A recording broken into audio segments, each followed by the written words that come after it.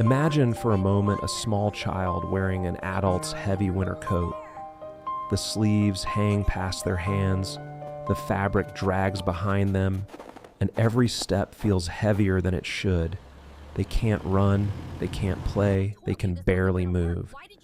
And yet the people around them smile and say, "Wow, you're so strong, so mature."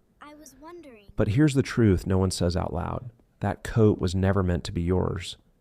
If this image feels uncomfortably familiar, it might be because, in a way, you were that child. Were you the one who never caused trouble because you knew your parents already had enough? The one who learned to read the room before you could fully understand your own feelings?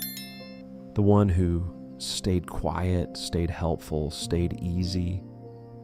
You didn't just grow up, you learned very early on that being a child wasn't safe, so you became something else instead. I told you this wasn't gonna work. Why did you insist? Because you never listen to what anyone else wants. It's always about you. Both of you stop it right You now. always do this. You never listen. I'm not listening because you're being irrational again.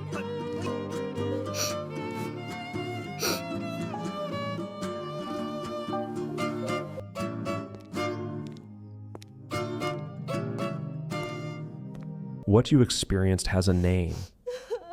In psychology, it's called parentification, a role reversal, where a child is expected to meet the emotional or practical needs of the adults around them. There are two common forms.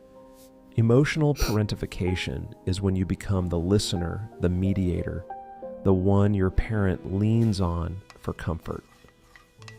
Instrumental parentification is when you take on responsibilities beyond your age, caring for siblings, managing the household, stepping into roles that were never yours to carry. And here's what makes it so invisible. You were probably praised for it, called mature, independent, and old soul. But that wasn't natural maturity. It was adaptation. You learned to be easy, helpful, and strong, not because you chose to, but because the environment required it. And over time, that survival role didn't just disappear. It became who you thought you had to be. Even if your childhood is long behind you, the weight of that coat doesn't just disappear. It shows up quietly in the way you think, feel, and move through life. First, you struggle to ask for help.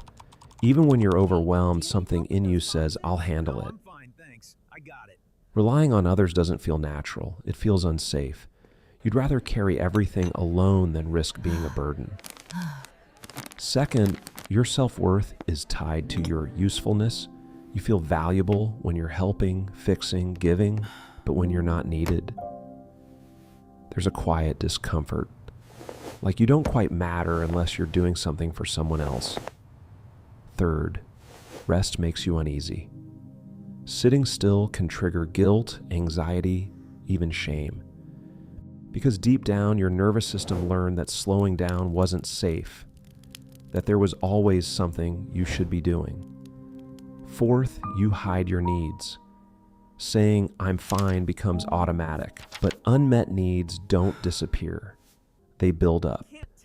And eventually, they come out as burnout, emotional shutdown, or sudden frustration you can't fully explain. And finally, you feel a constant need to stay in control. You overthink, plan ahead, and fear making mistakes. Because as a child, mistakes weren't just mistakes. They had consequences you couldn't afford. These aren't personality traits, they're survival patterns that simply stayed too long. So why does this happen? Why does a child step into a role they were never meant to carry and then struggle to put it down years later? Because the brain is built to survive, not to be fair. When you grow up in an environment where stability is missing, your nervous system adapts. It shifts into survival mode, constantly scanning, anticipating, managing. Over time, this becomes your baseline. Calm can feel unfamiliar, even unsafe. At the same time, your attachment system is forming. And if the people you depend on are inconsistent, overwhelmed, or unavailable, you learn something powerful and painful. My needs don't matter. I have to earn love. So you become hyper-aware, responsible, controlled, not because you chose to be, but because your brain learned it was the safest way to exist. You didn't become this way by accident. You were shaped by what you had to survive. As you grow older, these patterns don't disappear. They evolve. And often, they look like strength on the outside. At work, you're the reliable one. The one who handles pressure, solves problems, never drops the I ball. understand the urgency. But underneath that competence is a constant tension, like everything could fall apart if you stop holding it together. You're busy. In relationships, it gets more complicated. You may find yourself drawn to people who are distant, overwhelmed, or emotionally unavailable. Not because it feels good, but because it feels familiar. Love becomes something you earn by giving, fixing, staying. You become the strong one, again. And somewhere along the way, a deeper question starts to surface. Who am I if I'm not taking care of everyone else? But here's the quiet truth. Hidden beneath all of this, you are incredibly perceptive, deeply empathetic, resilient in ways most people will never fully understand. You just learn those strengths in survival mode. You are doing wonderfully. Keep trying, you're almost there.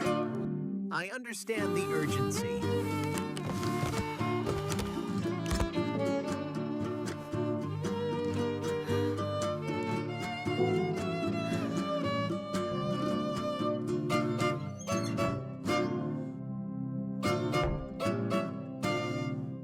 Healing doesn't mean becoming someone new. It means finally giving yourself what you needed all along. It starts with something simple, but unfamiliar. Rest. Not as a reward, but as a right. Learning that slowing down doesn't make you weak, it makes you safe. Then boundaries, saying no, even when your voice shakes. Understanding that discomfort doesn't mean danger, it means change. It's also about learning to receive, letting people help you, letting yourself be supported without guilt, and slowly, gently, reconnecting with the parts of you that never got to be a child. Joy, play, curiosity, your real self. This is what reparenting looks like. Becoming the safe place you never had. It's time to take off that heavy coat. You don't have to carry it anymore. If this resonated with you, share your story in the comments. Subscribe for more deep insights on psychology, healing, and human behavior. You always do this, you never listen. I'm not listening because you're being irrational again. But please stop yelling, both of you.